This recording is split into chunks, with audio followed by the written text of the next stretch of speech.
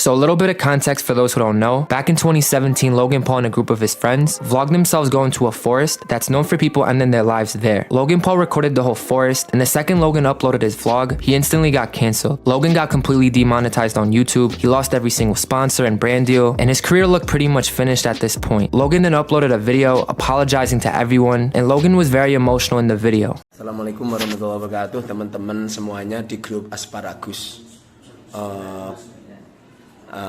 Pagi ini saya ini ada di penginapan Graha Plaza Peloso Kediri bersama dengan Gus Auzi, istirahat tidur. Tapi Gus Auzi saya bangunkan nggak bangun-bangun. Setelah saya cek, Gus Auzi wafat. Innalillahi wa inna ilaihi raji'un, innalillahi wa inna ilaihi raji'un, innalillahi wa inna ilaihi raji'un. Saat ini saya Mukharrar Hudori, pengasuh pondok pesantren Al Mubarak Al Arbain dari Demak. Saat ini ada di pondok DNE Al Falah Mojo Kediri. Mohon doanya teman-teman Gus Auzi, semoga diampuni dosa-dosanya dan diterima semua amal-amalnya. Apabila ada kesalahan dari panjenengan semua, untuk panjenengan semua melakukan kesalahan apapun selama di Asparagus, saya temannya memintakan maaf yang sebesar-besarnya. Semoga beliau dibaikan sama Allah Subhanahu wa taala. Posisi saya di kamar sama Gus Muhammad dari Tuban yang menemenin, dan beliau tadi malam nyetir sendiri, dan rencana yang asli jam 10 ini saya harus berangkat ke Jombang ke tempat Gus Wahab tambak beras, tapi Allah berkehendak lain, Gus Auzi dalam keadaan wafat. Semoga menjadi maklumat teman-teman yang ada di sekitar Peloso Kediri. Saat ini ada di Graha Peloso. Sekitar 7 tahun lalu, ada seorang YouTubers yang sedang naik daun, dalam pengertian majaz, itu di-cancel habis-habisan dan diblokir habis-habisan. Kemudian sponsornya hilang karena masuk ke suatu hutan di Jepang yang posisinya hutan itu banyak dipakai untuk kegiatan. Dan saking shocknya netizen saat itu, sampai-sampai si Logan Paul, dia itu menyatakan permintaan maaf karena memang videonya sangat disturbing, sangat mengganggu. Tidak ada yang membela satupun dari YouTubers yang ada itu. Malah karirnya turun, dan cuman ya dia orang yang pandai untuk memainkan konten, naik lagi namanya tuh dengan konten yang berbeda ya, nantangin orang-orang tinju. Itu Logan Paul tuh. Tidak dinyana 7 tahun setelah itu, tahun 2025 ya, saat ini kemarin ada seorang yang dia itu katanya memiliki metode revolusioner di dalam mengajarkan nahwu dan sorof. Wa amma iradatuhu, dan adapun kemauannya Imam Syafi'i, bil fikhi, dengan fikih, wal munadharati, dan diskusi, fihi, pada fikih, wajhullahi ta'ala, zatnya Allah Ta'ala. Mohon maaf Ustadz, itu dibacanya bukan wal munazoroti, tapi wal munazorotu, karena wawunya itu adalah wawu atop. Terus wajhallahi itu bukan wajhullahi tapi wajhallahi, karena wajah itu ta'lil ya, maf'ul li ajli. Itu melakukan hal yang serupa. Ini sudah dibahas juga videonya ya oleh Gus Zaini, dan saya itu sepakat dengan apa yang dikatakannya.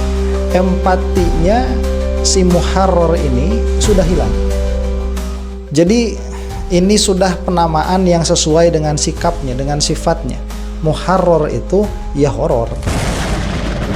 Memang kita tidak bisa menebak-nebak apa yang ada di dalam hatinya si Mukharrar itu, cuman saya mau melihat dari segi apa yang nampak saja. Bagaimana pendapat kita tentang seseorang yang memiliki kawan, memiliki teman, kemudian teman kita itu sedang dalam perjalanan wafat, kemudian teman kita itu malah mengambil selfie lewat video, kemudian pengumuman kepada masyarakat lewat videonya, kemudian menepuk-nepuk jenazah itu. Apa yang mau kita katakan terhadap orang seperti ini? Dan orang ini adanya di kelompok si Imad. Mana lagi orang ngawur kayak gini bakal ada.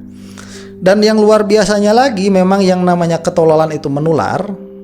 Banyak netizen yang mendukung sikap dan sifatnya si Muharrar itu. Dan sudah jelas siapa lagi, kelompok si Imad lagi. Ini orang-orang yang sudah kehilangan common sense. Orang-orang yang oleh orang-orang barat saja, si Logan Paul tadi, ini adalah gestur yang tidak bisa diterima oleh orang-orang barat yang tidak memiliki syariat, yang hanya memiliki common sense. Perbuatan seperti ini tidak bisa diterima. Apalagi seharusnya oleh orang-orang yang sadar akan syariat. Ini seharusnya lebih tidak diterima lagi. Si Muharrar ini dan orang-orang yang mendukungnya, termasuk di situ ada si AR News, ada si KBR Nusantara, kemudian ada orang-orang yang lain. Kita nanti perlihatkan satu-satu begitu ya, siapa saja mereka yang sudah betul-betul kehilangan empati, sudah betul-betul kehilangan, kalau tidak bisa dikatakan kehilangan syariat.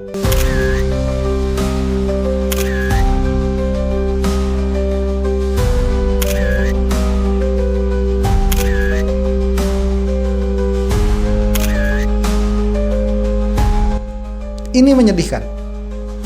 Sesuatu yang seharusnya tidak terjadi di Indonesia. Mereka yang mulai untuk mendegradasi nilai-nilai kemanusiaan yang ada di negeri ini. Ini tidak bisa dilihat dengan sebelah mata, tidak bisa dilihat dengan kacamata baik-baik saja. Ini sudah dalam keadaan luar biasa, yang dimotori oleh si Muharrar, yang gara-garanya itu terbawa sama fitnahnya si Kimad.